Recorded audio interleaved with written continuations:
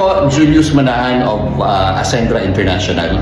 Alam niyo naman po ginagawa ko tong business na to recently. And kasama ko po ngayon ang ating CSO, Chief Strategy Officer, si Mr. Joseph Lim. Yes, teka, awakan ko na po para madali. Alright. Hello po sa inyong lahat. Yes, my name is Joseph Lim po. 23 years na po ako sa industriya ng network marketing. And I'm also an influencer and content creator. And right now po, nagtayo na po kami ng sarili po naming company. Ang pangalan po is Ascendra International. Kung tatanungin niyo po ako, bakit kailangan pa kayo magtayo? Simple lang po. 2 dekada po ako sa isang industriyang minahal ko po ng sobra. And lahat naman tayo, once na nasa isang industry tayo, ang gusto natin lagi makaambag ng lalong ikakaganda ng industriya. Kaya sabi ko, what if ang network marketing, yung dati ng maganda, lalo natin pagandahin? What if yung dati ng madali, lalo natin padaliin? What if hindi mo na kailangan mag-resign para mag-networking? What if hindi mo na kailangan tumigil mag-aral para kumita ka ng malaki sa networking? What if pwede mo siyang pagsabayin? What if pwede ka magkaroon ng maraming time sa family mo, sa loved ones mo, sa sarili mo habang tinatrabaho mo pangarap mo? What if may peace of mind ka na kumpleto pa rin ang tulog mo sa gabi, but at the same time, kumikita ka ng palaki ng palaki ng palaki? Ngayon, itong tatanungin niyo kung posible ba talaga yan? Yes. You heard me right. Nangyari po at magagawa na po namin ngayon. Ngayon, curious akong ano ang meron sa Ascendra International.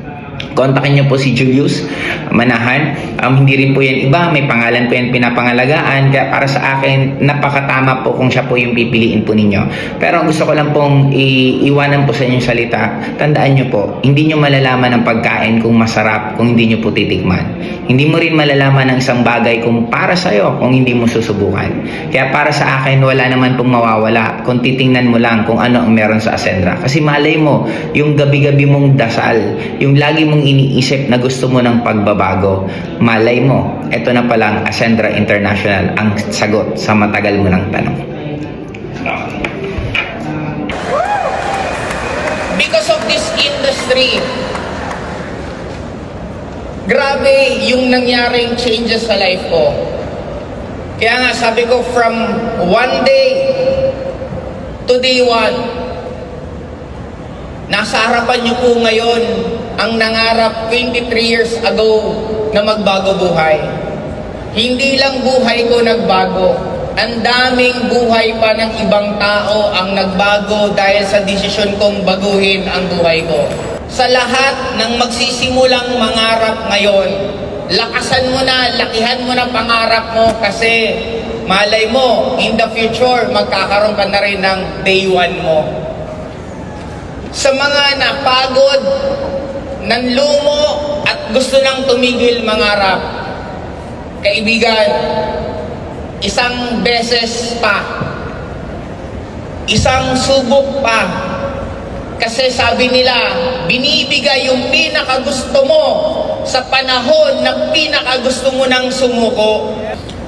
Tayo lagi ang magbibigay ng narrative sa nangyayari sa atin.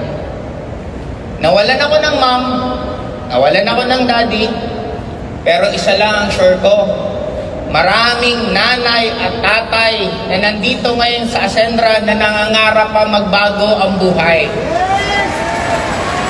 Ipapangako po namin in behalf sa akin at sa mga co-founders ko, kayo ang gagawin naming inspirasyon para lalo naming galingan at tibayan itong kumpanyang Ascendra para sa lahat ng magulang na nandito ngayon.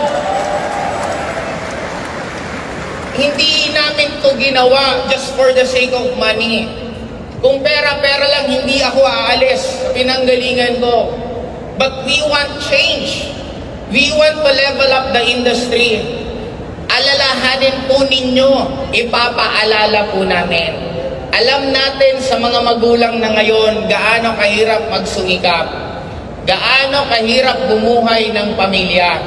Now, etong Ascendra ipapangako namin sa inyo, isahang pagod, isahang sipagan, isahang itodo nyo na lahat kasi ipapaalala po namin, once naging legacy partner po kayo, hindi po kayo dati, hindi ka member, after a few days from now, naging member ka.